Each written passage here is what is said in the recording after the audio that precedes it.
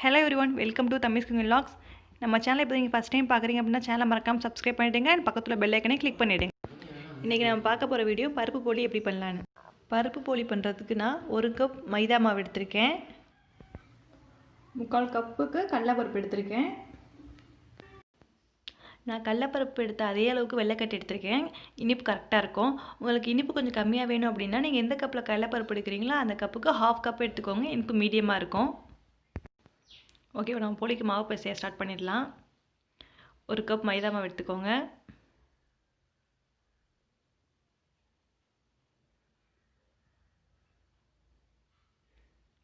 ஒரு டீஸ்பூன் மஞ்சள் தூள், அது வந்து கலருக்காக.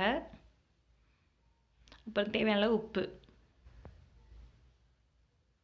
கொஞ்சம் கொஞ்சமாக தண்ணி ஊற்றி மாவு பிசைஞ்சுக்கோங்க. ரொம்ப ஊற்றிடாதீங்க, ரொம்ப தண்ணி ஆகிடும்.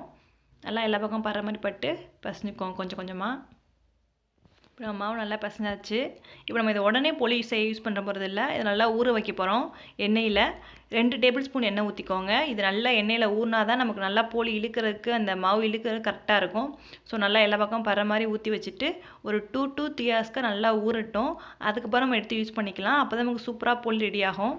ஸோ அது நல்லா ஃபஸ்ட்டு ஊறட்டும். மாவு ஊறுறது ரொம்ப முக்கியம். 3 ஹவர்ஸ் கிட்டே வச்சுக்கோங்க. சூப்பராக நமக்கு ஊறி மாவு சூப்பராக ரெடியாகி வரும். நம்ம 3 ஹவர்ஸ்க்கு அப்புறம் பார்க்கலாம். இப்போ அதை மூடி போட்டு மூடி வச்சிடலாம். இப்போ நம்ம போலி வைக்கிற பூர்ணம் பண்ணுறதுக்கு கடலைப்பருப்பு வேக வைக்கலாம். கடலைப்பருப்பு குக்கரில் வச்சுட்டு தண்ணி ஊற்றிக்கோங்க. தண்ணி ரொம்ப வேணாம், தேவையான அளவு வேகிற அளவுக்கு ஊதுனா போதும். நம்மளுக்கு கடலைப்பருப்பு வெந்ததுக்கு அப்புறமா அதில் வெல்லம் சேர்த்து பூர்ணம் ரெடி பண்ணிக்கலாம். இப்போ நம்ம வந்து இதை மூடி வச்சுட்டு 2 விசில் வரைக்கும் வைக்கலாம். இப்போ 2 விசில் வந்துருச்சு. வந்து நான் எடுத்துட்டேன். கடலைப்பருப்பு எடுத்து பார்க்கலாம். நல்லா வெந்திருக்கு. கடலைப்பருப்பு நல்லா வெந்து வந்திருக்கு. மசியணும். இந்த மாதிரி அமுக்கும் போது போதும். நைஸாக இருந்துச்சுன்னா போதும், ரொம்ப குழஞ்சிருக்கணும்னு அவசியம் இல்லை. இந்த அளவுக்கு இருந்தாவே போதும். இப்போ நம்ம இதில் வெல்லம் சேர்த்து பூர்ணம் ரெடி பண்ணிடலாம். பூர்ணம் நல்லா அதை மெல்ட் ஆகிட்டு நல்லா உருகி வரட்டும். நல்லா கரைஞ்சி நல்லா அந்த பதத்துக்கு வரட்டும் பார்க்கலாம். இது நல்லா மிக்ஸ் பண்ணிக்கோங்க. எல்லா பக்கம் படுற மாதிரி வெள்ளைக்கட்டியை நல்லா மெல்ட் ஆகிட்டு வரட்டும். இப்போ நல்லா வெல்லம் நல்லா உருகிடுச்சு. உருகி சூப்பராக மட்டும் வந்துட்டுருக்கு. இப்போ வந்து நம்ம இதில் ஏலக்காய் சேர்த்துக்கலாம். ஏலக்காய் வந்து வாசனைக்காக தான். 2 ஏலக்காய் தட்டி சேர்த்துக்கோங்க. இப்போ நல்லா அந்த பூர்ண கன்சிஸ்டன்சிக்கு வரட்டும். அது வரைக்கும் நல்லா மிக்ஸ் பண்ணி விட்டுக்கோங்க. ஓகே, இப்போ நல்லா மெல்ட் ஆகிடுச்சு, நல்லா கெட்டி ஆகிடுச்சு. இந்த டைமில் நம்ம வந்து இதை தனி பிளேட்டுக்கு மாற்றி வச்சுக்கலாம். இப்போ 3 ஹவர்ஸ் ஆகிடுச்சு. நம்ம போலி பண்ண ஊற வச்ச மாவை எடுத்தாச்சு. மாவு சூப்பராக ரொம்ப சாஃப்டாக வந்திருக்கு. இப்போ நம்மளுக்கு போலி பண்ணுறதுக்கு மாவு ரெடி ஆகிடுச்சு. உள்ளே வைக்கிற பூர்ணமும் ரெடி ஆகிடுச்சு. அதையும் தனி பிளேட்டில் மாற்றியாச்சு. இப்போ நம்ம போலி எப்படி பண்ணுறதுன்னு பார்க்கலாம். இப்போ அதுலேருந்து கொஞ்சம் மாவு எடுத்துகிட்டு நல்லா ரவுண்ட் பண்ணிக்கோங்க.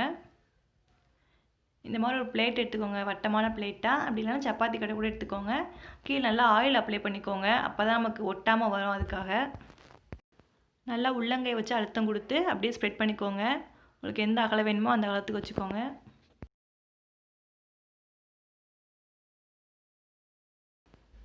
ஓகே, நான் இப்போ இதில் பூர்ணம் வச்சிடலாம். கடலைப்பருப்பு வேகாத மாதிரி தெரியும், அப்படின்னா இல்லை, சாப்பிடும்போது சூப்பராக இருக்கும். நல்லா சூப்பராக வெந்துருச்சு. நம்ம எல்லா பக்கம் க்ளோஸ் பண்ணிக்கலாம். நல்லா ரவுண்ட் ஷேப் பண்ணிக்கோங்க.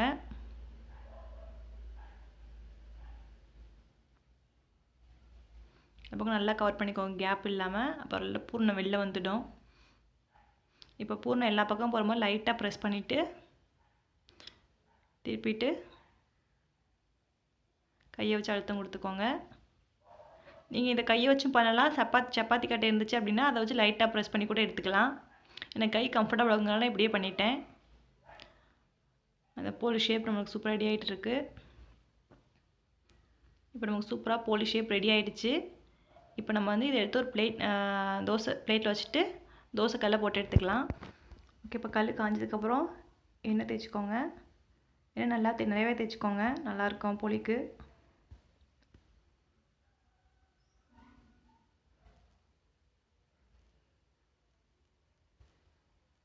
இப்போ எண்ணெய் காஞ்சதுக்கப்புறம் நம்ம போலியை போட்டுக்கலாம்.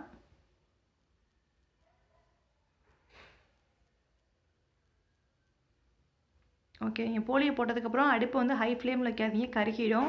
மீடியம் ஃப்ளேமில் வச்சுக்கோங்க. அப்போ நல்லா ப்ரௌனிஷாக வரும். இப்போ 2 பக்கமும் சூப்பர் ப்ரௌனிஷாக வந்துடுச்சு. சூப்பராக நமக்கு போலி ரெடி ஆகிடுச்சு. நம்ம பிளேட்டுக்கு மாற்றிக்கலாம். நமக்கு சூப்பரான பருப்பு போலி ரெடி ஆகிடுச்சு.